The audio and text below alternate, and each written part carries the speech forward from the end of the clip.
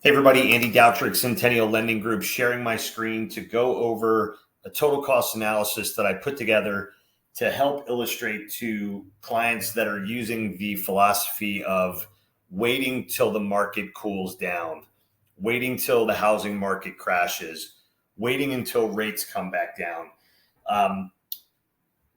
And I think my approach to that is if we were really good at predicting what was going to happen with interest rates or the housing market, none of us would be in this business because we would be somewhere sitting on an island counting our money because of all the great speculation that we did and all the profiteering that we did from the stock market and the real estate industry.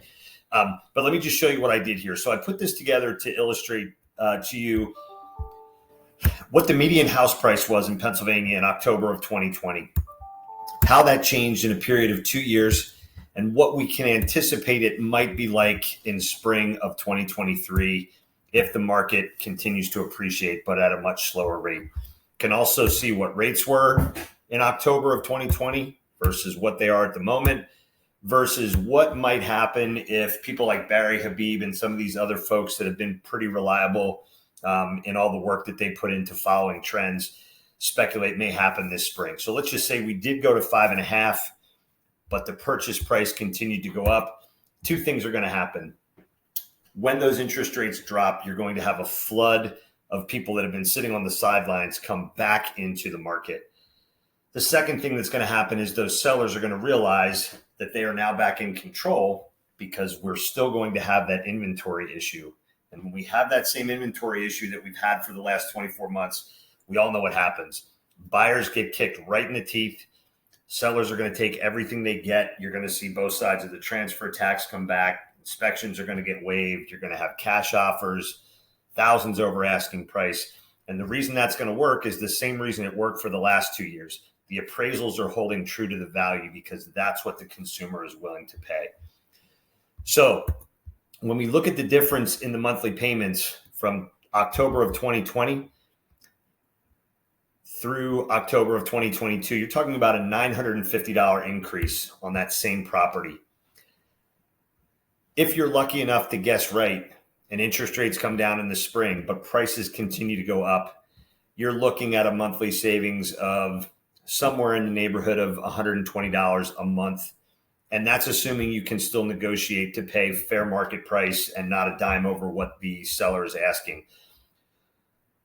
But what I want to show you guys lastly here is two things. If we had bought this property this year, as opposed to 2 years ago, you'd be paying close to $29,000 more in interest over a 2-year period. If you bought that same property in April of next year and interest rates were fortunate enough to drop into the mid fives, you'd only be paying $23,000 in interest. So it's a savings of about $5,500. Divide that out over 24 months. Really not that earth-shattering. But down here, when we look at the interest that you would have paid so far in 5 years on a 3.25% investment, when that property was marketed at $194,000 median, versus the interest you're going to pay in 5 years if you were to buy that property right now, you're talking $60,000 difference because the philosophy was to wait and see what happened. And you can see that the savings isn't terribly significant with the interest rates in the fives. So when we open this up in closing, you can see that that property that you bought in 2020 is now worth $236,000 5 years from now. The property that you bought in 2022 is worth $325,000. And again, speculating in April that you might have a house worth $341,000 in 5 years. And that's assuming that values appreciate organically over a period of 5 years. But look at the equity position. The only reason there's a difference in the equity position is because there's a difference in the sale price, right? So that equity position is less because your down payment was less.